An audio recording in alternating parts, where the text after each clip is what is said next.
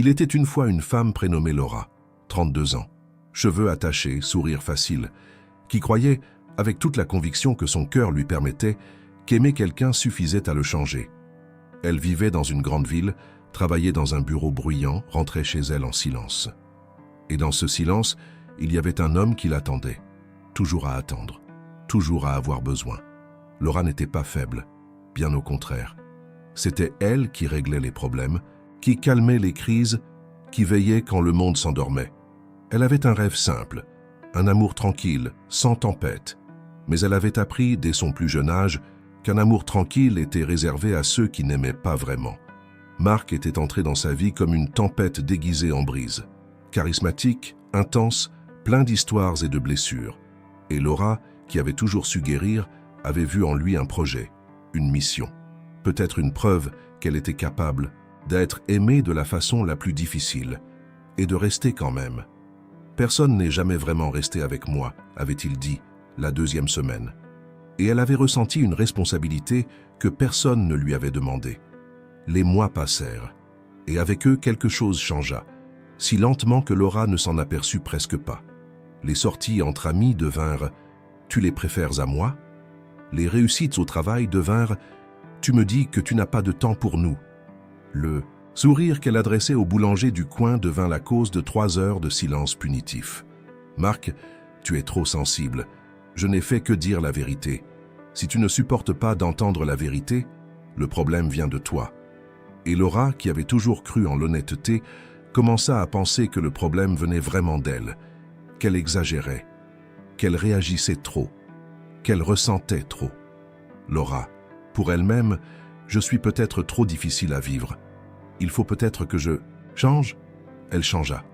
Elle étouffa son grand éclat de rire, cessa de raconter ses rêves, abandonna la robe rouge qu'il avait jugée trop voyante et confondit ce silence avec de la maturité, cette résignation avec de l'amour.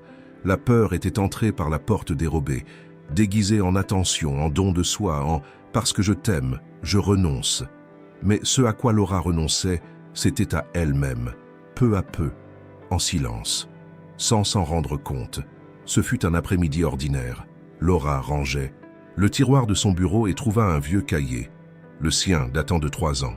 Elle l'ouvrit au hasard et lut avec une écriture qu'elle reconnaissait comme la sienne, mais qui semblait appartenir à quelqu'un d'autre. « Je veux un amour qui me rende plus grande, qui me voie, qui me laisse être. » Elle resta immobile un long moment. Le bureau continuait à faire du bruit. Le monde continuait à tourner. Mais quelque chose en elle s'était arrêté. Non pour mourir, mais pour respirer enfin. Ce soir-là, Marc dit une fois de plus qu'elle avait exagéré sa réaction à quelque chose de banal. Et cette fois, pour la première fois depuis longtemps, elle ne s'excusa pas. Elle le regarda avec une clarté qui faisait mal, parce que voir la vérité après tant de temps dans l'ombre, ça fait l'effet de la lumière dans les yeux. « Laura, je n'ai pas exagéré. J'ai ressenti. Et j'ai le droit de ressentir. » Marc rit, puis devint sérieux, puis s'en alla en claquant la porte, attendant qu'elle coure après lui. Elle ne le fit pas. Et la douleur qui vint ensuite, parce qu'elle vint, n'était pas le signe qu'elle avait eu tort. C'était le signe qu'elle avait enfin choisi de se choisir elle-même. Et les vrais choix coûtent toujours quelque chose. La peur n'arrive pas en criant. Elle arrive doucement, avec une voix douce, ressemblant à de l'attention.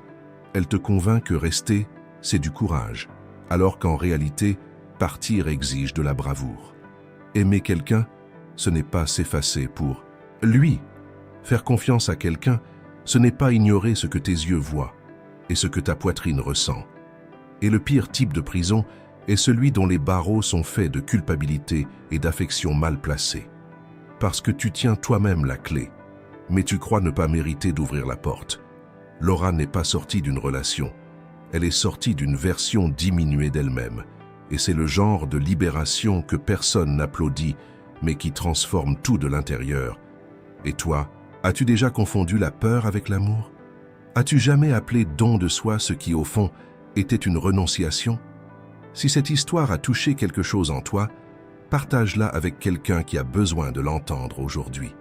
Aime, sauvegarde et suis pour découvrir d'autres histoires sur les choix, les conséquences et la libération émotionnelle.